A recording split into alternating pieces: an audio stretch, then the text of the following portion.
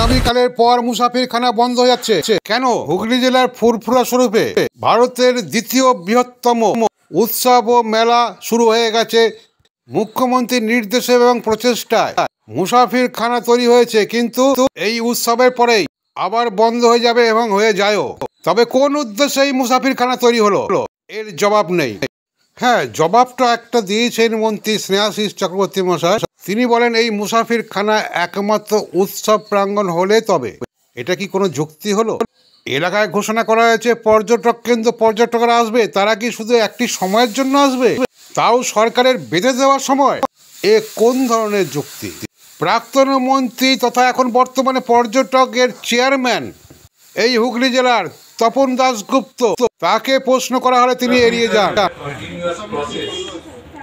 ফলে ডেভেলপমেন্ট চলছে, ডেভেলপমেন্ট চলতে থাকবে, কিন্তু মুসাফিরখানা সম্পূর্ণ কাজ সম্পূর্ণ হয়ে গেছে। এটা মুসাফিরখানা চালু আছে, এটা নিয়ে কোনো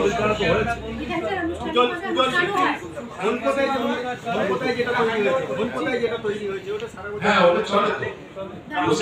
মুসাফিরখানা মানে কি? যখন এই ধরনের বড় জমায়েত হবে, মানুষ আসবে, তারা যাতে ওখানে থাকতে পারে, ফলে এখন ওখানে মানুষ থাকবে 3 দিন, তার জন্য একটু করা হচ্ছে, সেটা চালু আছে। পর্ষদও সেইভাবে ডাকে না, আর এই অনুষ্ঠানে তো ডাকাই হয়নি।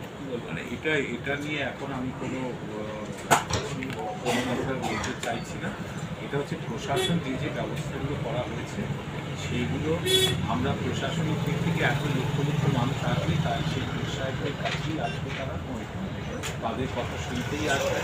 আমাদের কাজ জল রাস্তাঘাট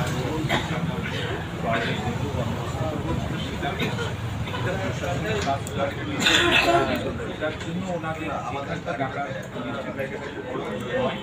আর ওনাদের কাছে হচ্ছে পৌঁছানো, ওনাদের ডাক পৌঁছানো। অ্যাকচুয়ালি ওনাদের কাছে মানুষ পৌঁছতে চায়, লক্ষ লক্ষ মানুষ ওনাদের দরবারে যেতে চায়, ওনাদের আশীর্বাদ নিতে চায়, ওনাদের কথা শুনতে চায়।